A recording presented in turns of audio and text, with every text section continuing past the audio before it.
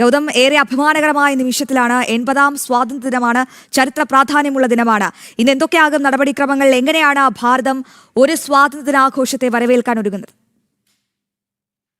അശ്വതി, രാഖി എന്തായാലും മുഴുവൻ ഭാരതീയരെയും സംബന്ധിച്ചിടത്തോളം അങ്ങേയറ്റം അഭിമാനത്തിൻ്റെ ഒരു പുലരിയാണ്. ഇപ്പോൾ നമുക്ക് ദൃശ്യങ്ങളിൽ കാണാൻ സാധിക്കും. രാഷ്ട്രപിതാവ് മഹാത്മാഗാന്ധിയുടെ സമാധി പീഠം നിലകൊള്ളുന്ന രാജ്ഘട്ടിലാണ് ഭാരതത്തിൻ്റെ ആദരണീയനായ പ്രധാനമന്ത്രി നരേന്ദ്രമോദി ഉള്ളത്. അദ്ദേഹം ഗാന്ധി സ്മൃതിയിൽ പുഷ്പാർച്ചന നടത്തുകയാണ്. കാരണം ഈ ദിവസത്തിൻ്റെ പ്രത്യേകത നമുക്കറിയാം.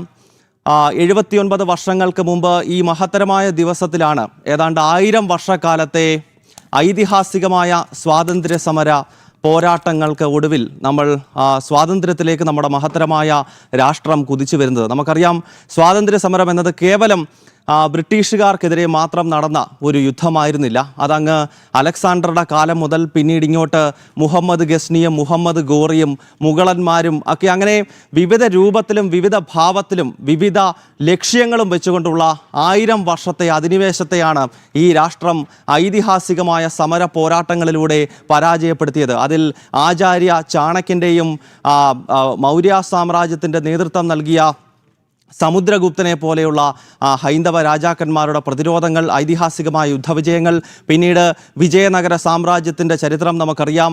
മറാഠ സാമ്രാജ്യം സ്ഥാപിച്ചുകൊണ്ട് ഔറംഗസേബിനെയും മുഗൾ സാമ്രാജ്യത്തെയും തുരത്തിയ ഛത്രപതി ശിവജിയുടെ ചരിത്രം നമുക്കറിയാം. അങ്ങനെ ഏതാണ്ട് 1000 കൊല്ലം നടന്നിട്ടുള്ള ഐതിഹാസികമായ പോരാട്ടങ്ങളുടെയൊക്കെ അന്തിമമായ വിജയമാണ് 1947 ഓഗസ്റ്റ് മാസം 14-ാം തീയതി അർദ്ധരാത്രിയിൽ നമുക്ക് സ്വാതന്ത്ര്യം ലഭിക്കുന്നത്. ഇപ്പോൾ പ്രിയപ്പെട്ട പ്രേക്ഷകർ കാണുന്നത് ചെങ്കോട്ടയിൽ നിന്നുള്ള മനോഹരമായ ദൃശ്യങ്ങളാണ്.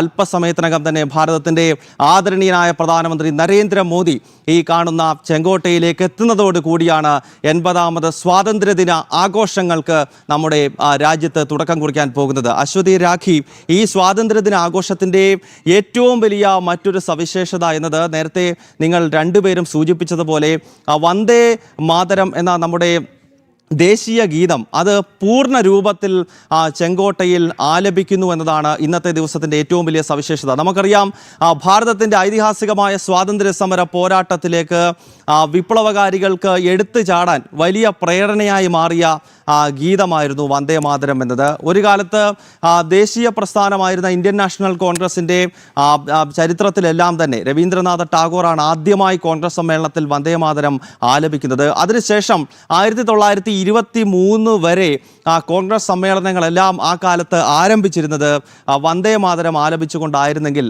1923 ആദ്യമായി വന്ദേ മാതരത്തിനെതിരെ എതിർപ്പുണ്ടാകുന്നത്. അന്ന് കോൺഗ്രസിൻ്റെ കാക്കിനാട സമ്മേളനത്തിൻ്റെ വേദിയിലുണ്ടായിരുന്ന അധ്യക്ഷനായിരുന്ന മൗലാന മുഹമ്മദ് അലി വന്ദേ മാതരം എന്നത് ഒരു മുസ്ലിം വിരുദ്ധമായിട്ടുള്ള ഗീതമാണെന്നും ഇത് ആലപിക്കാൻ പാടില്ല എന്ന് പറയുകയും അതിനെ തുടർന്ന് അവിടെ വലിയ പ്രശ്നങ്ങൾ രൂപപ്പെടുകയും ഒക്കെ ചെയ്തത് ചരിത്രമാണ്. അങ്ങനെ പിന്നീട് 1937 ആകുമ്പോൾ മുസ്ലിം ലീഗിൻ്റെ വലിയ തോതിലുള്ള എതിർപ്പിനെ തുടർന്നുകൊണ്ട് കോൺഗ്രസ് വന്ദേ മാതരത്തിനകത്ത് ചില വിട്ടുവീഴ്ചകൾക്ക് തയ്യാറാവുകയും അതിൻ്റെ ഏറ്റവും പ്രധാനപ്പെട്ട വരികൾ പലതും ഒഴിവാക്കിയതിന് ശേഷമാണ് പിന്നീട് വന്ദേ മാതരം ആലപിച്ചിരുന്നത്. പക്ഷേ ഈ 180-ാം വർഷം വന്ദേ മാതരത്തിൻ്റെ ഈ 180-ാം വർഷം കടന്നു പോകുന്ന ഈ വേളയിൽ നോക്കൂ, നമ്മുടെ ചെങ്കോട്ടയിൽ ഇന്നിപ്പോൾ വന്ദേ മാതരം പൂർണ്ണ തോതിൽ ആലപിക്കാൻ പോകുകയാണ്. കാരണം അടുത്തിടെ കേന്ദ്ര സർക്കാർ പാർലമെൻറ്റിൻ്റെ ഇരുസഭകളിലും വളരെ സുപ്രധാനമായ ഒരു ബില്ല് പാസ്സാക്കിയിരുന്നു. വന്ദേ മാതരം എന്നത് ഭാരതത്തിൻ്റെ അഭിമാനമായ നമ്മുടെ ദേശീയ ഗീതമാണ്. ആ ഗീതം പൂർണ്ണമായി ആലപിക്കണം, അല്ലാതെ